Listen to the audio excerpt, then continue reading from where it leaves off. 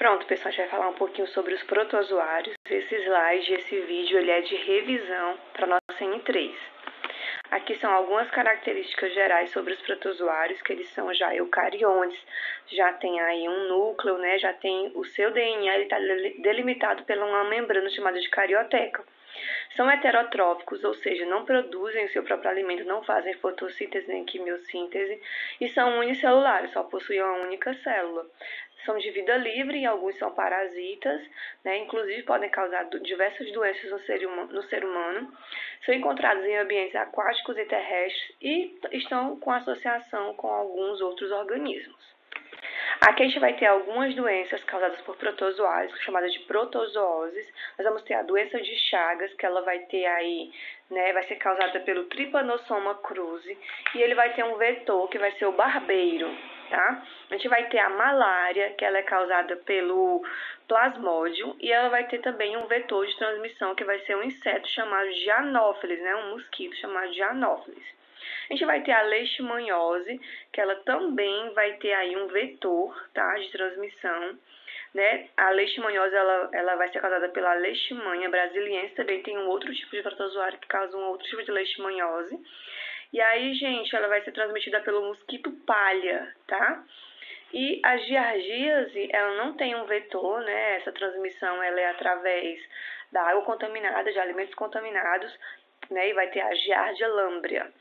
A toxoplasmose, que também vai ter aí, não é bem um vetor, né? Mas vai ter um hospedeiro intermediário, que vai ser, geralmente são gatos, né? Cachorro, gato. E aí, gente, através das fezes do gato, né, pode transmitir a toxoplasmose, né? O toxoplasma. E aí, no caso da toxoplasmose, relacionam muito com a doença do gato, mas na maioria das vezes a contaminação, a transmissão é através de carnes mal passadas, carne crua, né? Carne de gato, carne de porco, tá? Mal passada, né? Não alimentos meio que crus. Então essa é a maior forma de transmissão, de contaminação aí da toxoplasmose. Aqui a gente está falando sobre a doença de Chagas. A gente vai ter aí o Trypanosoma cruzi como, né, o causador, certo, dessa doença, como parasita. E a gente vai ter um vetor, né, que vai transmitir essa doença, que vai ser o barbeiro. E aí, gente, aqui a gente tem alguns estágios da doença, tá? Mas eu só queria destacar aqui para vocês, né, que nos casos mais graves da doença pode ocorrer inflamação do coração, né? O coração fica crescido, aumentado. Inflamação na meninge e no encéfalo também, tá? Aqui a gente está um pouquinho falando sobre a malária, né? A gente tem aqui, ó, o vetor, né, que aqui é um inseto que vai transmitir, que vai ser o mosquito Anófeles, tá? Então, através da picada, né, ele vai colocar aqui os ovos que vão virar as larvas. E a gente vai ter, né, todo um processo aí, tá? Né, de merozoito para esporozoito, tá? E aí, gente, a pessoa na fase final, né, o parasita, ele vai se alojar aí no fígado, tá? No fígado, tá bom? Então, gente, aí no caso, quem é que provoca a doença, né? É o plasmódio e o vetor vai ser o mosquito Anófeles. Aqui a gente tem sobre a leishmaniose, né, também era conhecido como calazar. A gente vai ter dois tipos de leishmaniose, a cutânea, a visceral, tá? E aí, gente, também vai ser aí causada por um protozoário, né, que ele vai ser o Leishmania brasiliensis, tá?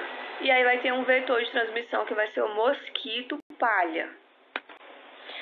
Aqui já falamos rapidamente sobre a diversidade, né, desses protozoários aí, só alguns, tá? Não vou falar de todos, só aqueles que vão ter mesmo aí na avaliação de vocês, que pode ter na avaliação de vocês. Então a gente vai ter aqui os risópodes, né, um exemplo são as amebas. Eles vão se locomover por pseudópodes, que vão ser aqui, ó, falsos pés. Então, vai movimentando todo o corpo e ele vai se locomovendo. Tá? Então, a gente vai ter aqui, né, os risópodes, um exemplo são as amebas. Algumas amebas podem também causar doença, né, chamada de amebíase. A gente tem como exemplo aí a entamoeba histolítica, tá? Causando aí a amebíase, né? Que lá no intestino vai irritar esse intestino, liberação das amebas no intestino. Gente, através de quê? De água, a contaminação é através de água e alimentos, né? Com cistos dessa ameba, tá? Em casos mais graves, né? Pode ter até hemorragias aí, né? Tá? Porque vai ter o rompimento de algumas células e pode eliminar sangue nas fezes, né? Isso. E aqui a gente vai para o próximo, que vai ser os foraminíferos. Eles têm essa carapaça muito bonita, né? Uma carapaça de carbonato de cálcio, quitina ou sílica. Gente, quando esses foraminíferos eles morrem, né? Essas carapaças elas viram vasas, se acumulam em uma região, viram vasas. E aí essas vasas, onde a gente encontra as carapaças de foraminíferos, eles podem ser um grande indicativo que naquela região tem petróleo, tá? Então é importante essa observação aí, né, dos foraminíferos, tá? Então estão mais em regiões o que? Marinhas, né? E aí as suas carapaças, elas vão se acumulando, virando ali algumas vasas, e onde a gente encontrar essas carapaças, eles podem ser um grande indicativo de que naquela região tem petróleo. A gente vai para o próximo grupo, que são os grupos do apicomplexo. Eles não têm estrutura de locomoção, mas eles têm um complexo apical de proteínas, né, que ajuda ali na hora da alimentação e um pouco de locomoção, podemos dizer assim, que é esse complexo aqui, certo? Apical, né? E aí, gente, esses apicomplexos, dentro desse grupo aqui, a gente vai ter um que vai causar aí, ó, a toxoplasmose, tá? Então, a gente vai ter aí, né, o parasita, tá? Causando aí a toxoplasmose. Essa doença, ela é bem grave quando a mulher está gestante, né? Porque o apicomplexo, né, no caso aí do parasita, ele pode se alojar aqui na criança, onde tem maior irrigação sanguínea, né? Então pode se alojar aí nos olhos, no cérebro dessa criança, causar aí algumas malformações, tá? Então, como eu falei para vocês, muitas pessoas associam a toxoplasmose à doença do gato, né? Por causa de nas fezes do gato ser eliminados aí os oocistos, né? Ser eliminados aí, certo? Só que aí, gente, a maior fonte de contaminação é através de carnes cruas, né? Quando a gente se alimenta de carnes mal passadas. Então, tem que ter esse cuidado aí com os alimentos.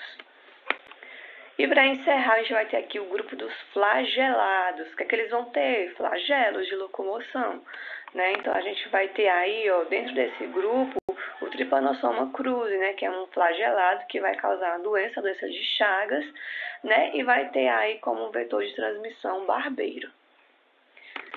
E para finalizar, a gente vai ter os ciliados, né? O que que eles vão ter? Eles vão ter cílios para locomoção. Um grupo dos ciliados pode ser, né, um exemplo, os paramécios, que vão ter aí 2 núcleos, tá? Um macronúcleo e um micronúcleo que serve para reprodução. Então, sobre os protozoários, é isso, né? Que vocês estudem aí esse grupinho, tá? Principalmente a diversidade e foco aí nessas